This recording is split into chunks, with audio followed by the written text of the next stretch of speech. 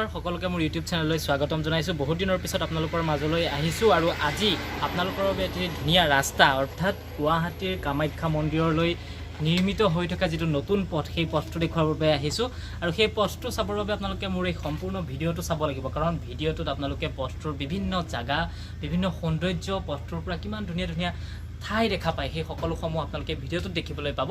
গতিকে ভিডিঅটো সম্পূৰ্ণকৈ চাব আৰু ভিডিঅটো চোৱাৰ লগে লগে আপোনালোকে সম্পূৰ্ণ মানে কামাখ্যা মন্দিৰলৈ অহা এই পথটোৰ বিষয়ে সম্পূৰ্ণকৈ জানিব পাৰিব।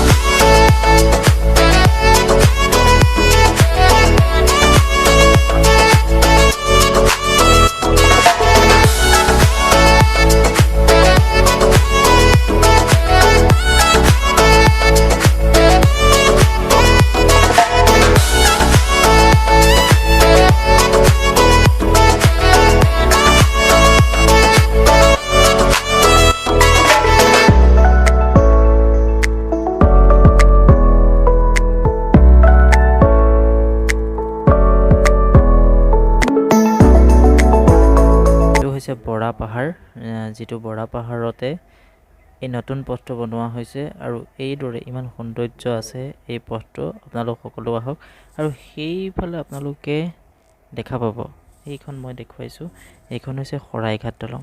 গতিকে ইয়াৰ পৰা আপোনালোকে শৰাইঘাট দলংও দেখা পাব।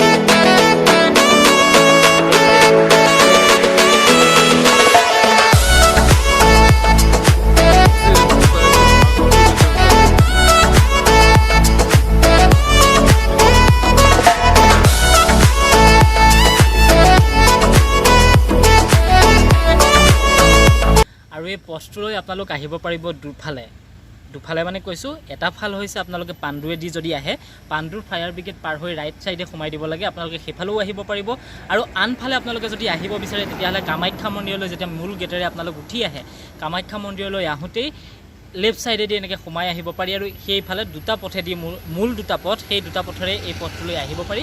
গতিকে আপোনালোক আহিব আৰু পথটোৰ সৌন্দৰ্য উপভোগ কৰিব।